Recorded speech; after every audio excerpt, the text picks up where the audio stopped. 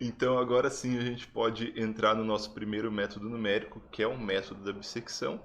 E apesar de ser um método bastante simples, é um método que vocês podem carregar para a vida. Eu conheço gente que usa até hoje, literalmente até esse mês tinha alunos de doutorado perguntando sobre o método da bissecção que ia aplicar num programa. É um método simples de lembrar e bem intuitivo. Vamos dar uma olhada aqui? Então, como todo método numérico de achar, de resolver equação, né? O método da bissecção é um método utilizado para estimar o valor de uma raiz, né? E quando eu falo raiz aqui, eu quero falar em achar o valor tal que f de x seja igual a zero. Então, lembrando, a gente tem uma equação tão complexa quanto for, a gente isola ela para ela ficar na forma f de x igual a zero. Então, é um método para achar a raiz, ou seja, o zero da equação, de qualquer equação algébrica, desde que, muito importante, ela seja contínua. Então, esse método aqui, como a maior parte dos métodos numéricos, só serve para equações contínuas. Se a gente pegar uma equação complexa, de menos infinito até 2 é uma equação, de 2 até mais infinito é outra equação. Pode ser que não funcione. Não necessariamente não funciona, mas pode ser que não funcione.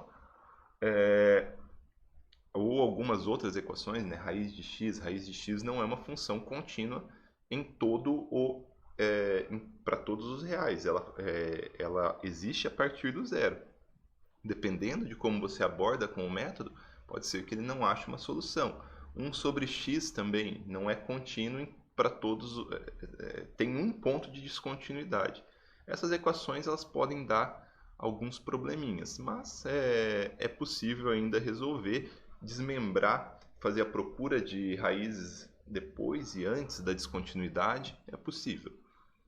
Então ela é um método iterativo, o método da bissecção é iterativo. O que isso quer dizer? Igual todos os métodos numéricos que a gente vai ter aqui para resolver equações, ele é um método feito em passos que se repetem inúmeras vezes. Você vai dar uma estimativa para a sua solução, você vai aplicar o método e você vai sair com um resultado. Se esse resultado não for adequado, ele vira uma estimativa e você aplica o método de novo. Então isso é o princípio dos métodos iterativos.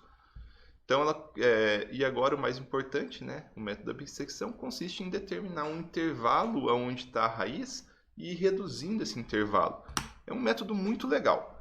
Eu vou pegar esse exemplo aqui para vocês começarem a entender esse método. Então, a gente tem uma equação aqui e, obviamente, a gente sabe onde está a raiz dela, que é uma equação representando uma equação, né, só para a gente ter de referência. Então, é uma equação que ela passa e ela tem uma raiz aqui nessa letra grega chamada xi. Então, se a gente já sabe como é o gráfico da função, né, a gente sabe que aqui é a raiz. A gente nem precisava do método numérico. Mas não é isso que eu quero... não é isso que a gente quer fazer agora. A gente quer pensar, estamos resolvendo uma equação, a gente não sabe nada, a gente não tem nenhuma informação, a gente só tem a equação. Então, ela passa, ela tem uma raiz real, muito importante.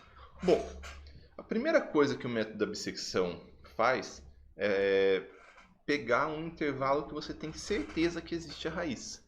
Você fala, bom, entre o intervalo menos 10 e 10 está a solução da minha equação. Entre o intervalo menos 50 e 50 está a solução da minha equação. Se a gente pegar a nossa equação aqui, né? Essa aqui mais precisamente, que já é isolada, que a gente tem que pegar ela isolada do f de x igual a zero, a gente sabe que não pode estar no tempo menor que zero, a solução da equação, e talvez se eu falar mais 1000 horas, não faça sentido. Então, a gente começa com uma estimativa.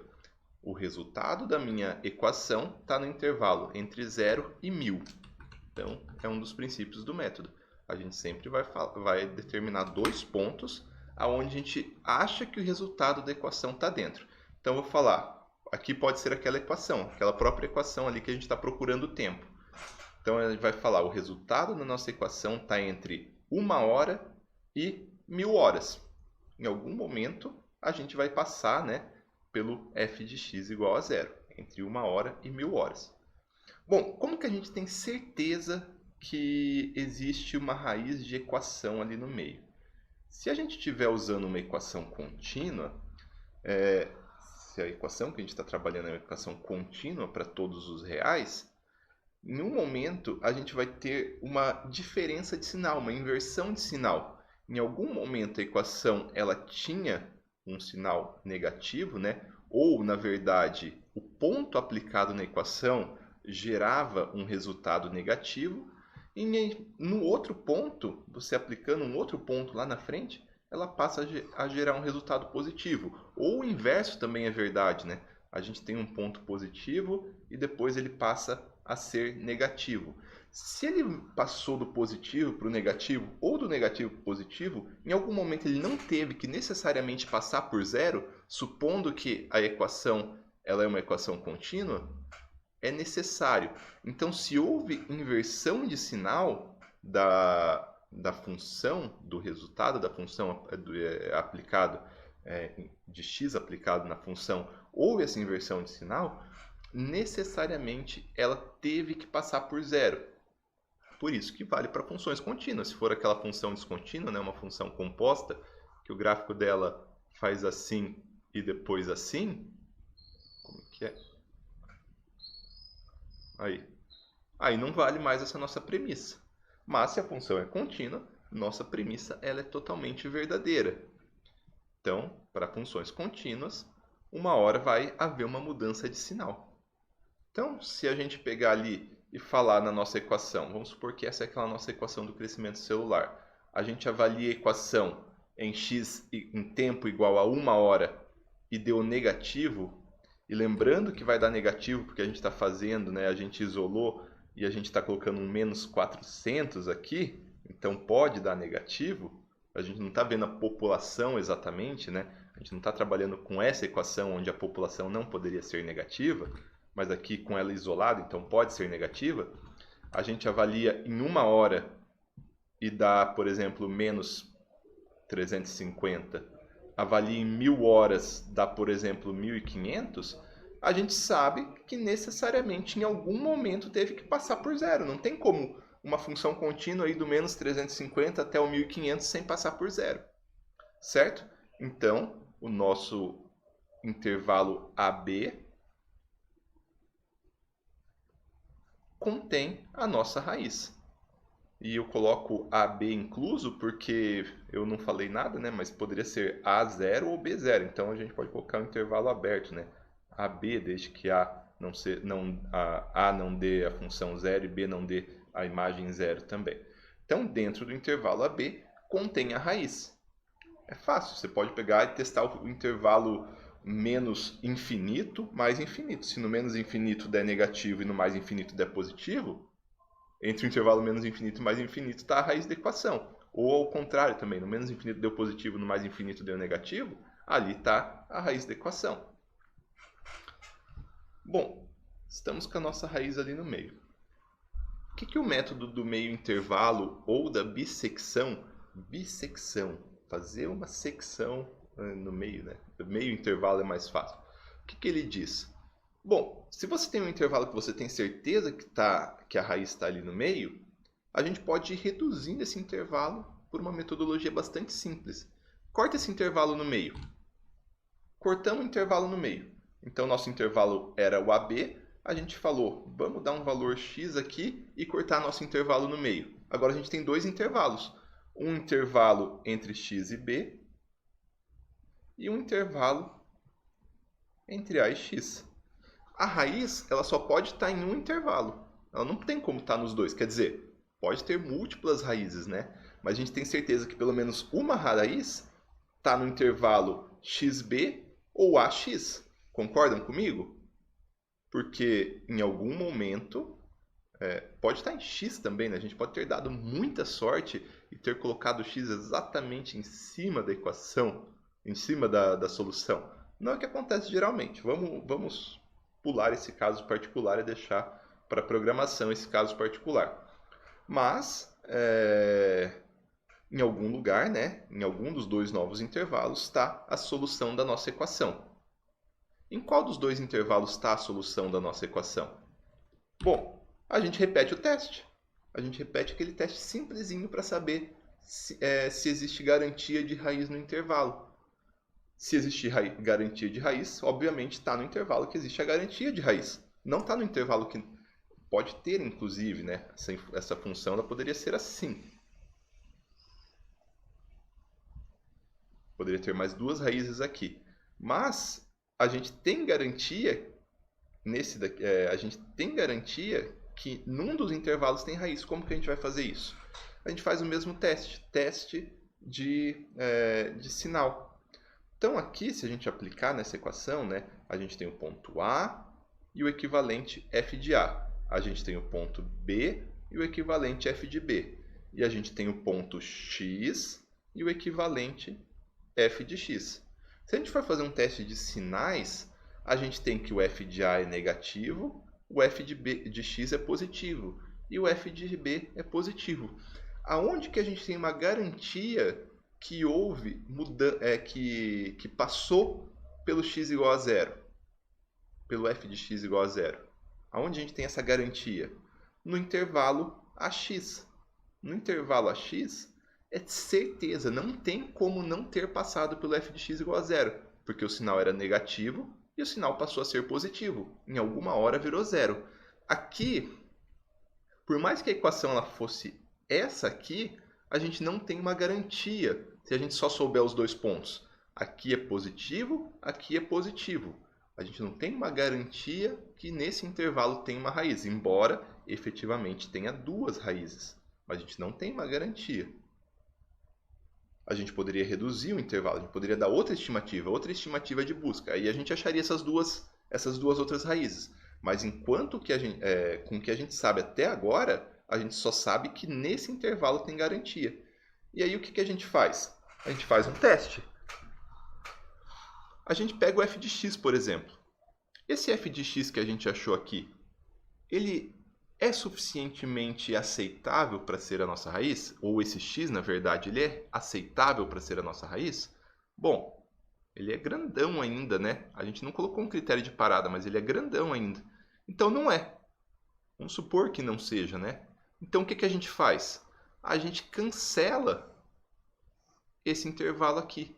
E a gente passa a usar o b como o nosso x. E o nosso intervalo AB passa a ser esse intervalo menor. Vocês estão notando que se a gente fazer isso 1, 2, 3, 4 vezes, a gente vai reduzindo o tamanho do intervalo onde está a raiz? Então vamos continuar para ver. Então a gente usa esse intervalo aqui. Esse intervalo passa a ser o nosso novo intervalo de busca. E aí a gente faz tudo de novo. Começa de novo. Então aqui é o nosso A, ele manteve, não mudou nada. O nosso B, que era aqui, ele passou para o lugar do x, e aqui virou o nosso novo B. E a gente traça um novo x exatamente no meio. Um novo x. E faz o teste mais uma vez. Olha aqui, agora vai inverter o método. Vai inverter os pontos A e B. A gente faz o teste de novo. Opa! Então vamos lá, vamos dar uma olhada aqui. A mantém o sinal negativo. O f de A mantém o sinal negativo. F de B era o mesmo f de x, né? Ele tem o sinal positivo. Então, entre A e B tem que ter raiz. Aí a gente traça um novo x aqui no meio e calcula o f de x. O f de x está aqui embaixo. Qual que é o sinal do f de x? Negativo. Então, aonde que a gente tem garantia que está a nossa nova raiz? Ou, desculpa, qual que é o intervalo que a gente tem garantia que está em raiz? Bom, aqui é negativo, aqui é negativo. Não tem como a gente ter certeza que tem raiz aqui dentro. Então, a gente ignora esse intervalo, porque entre aqui e aqui é negativo e positivo, teve que passar necessariamente por algum momento que era zero. Então, esse passa a ser nosso novo intervalo AB. Então, o A que estava aqui passa a ser o nosso X. O nosso X vira o nosso novo A. Então, a gente tem um novo intervalo AB, que é um pouquinho menor. E aí, o que a gente faz? Bom, isolamos, essa é a nossa nova área de busca de raízes, traçamos o x mais uma vez. Mais uma vez. E aí fazemos o teste mais uma vez. Então, nosso f de A é negativo, nosso f de x é negativo, nosso f de B é positivo. Aonde que está o novo intervalo? Entre x e b. Então, o nosso novo intervalo AB passa a ser aqui. O nosso A passa a ser o x e o nosso B continua sendo o B. E o nosso novo intervalo vira esse novo intervalo pequenininho aqui. E a gente faz isso mais uma vez, e mais uma vez, e mais uma vez, até que uma hora esse intervalo ele é tão pequeno, mas tão pequeno, deixa eu ver se eu consigo, vou pegar o primeiro slide lá, que uma hora nosso intervalo ele vai estar aqui, ó, A e B. Uma hora vai estar mais perto ainda. E quando a gente traçar o x aqui dentro, o x ele vai ter um valor tão pequeno, o f de x vai ter um valor tão pequeno, por exemplo, eu vou colocar valores aqui, só que pequeno é uma coisa relativa, lembrem disso. Nosso f de x vai dar, por exemplo, 0,01. E para nós, se der menor, né, se a nossa tolerância for igual a 0,01, bom, 0,01, 0, a gente ainda continua fazendo o método. Beleza, eu coloquei. A gente faz mais uma iteração e nosso f de x passa a ser 0,001. Aí a gente para. Por quê? Esse valor aqui está suficientemente perto de zero para a gente. Está menor do que a gente deu de tolerância. Está menor que o nosso critério de parada. Então a gente usa x, esse x que a gente calculou, como solução aproximada da nossa equação. Vamos aplicar isso, que vai ser bem mais fácil de entender na próxima aula.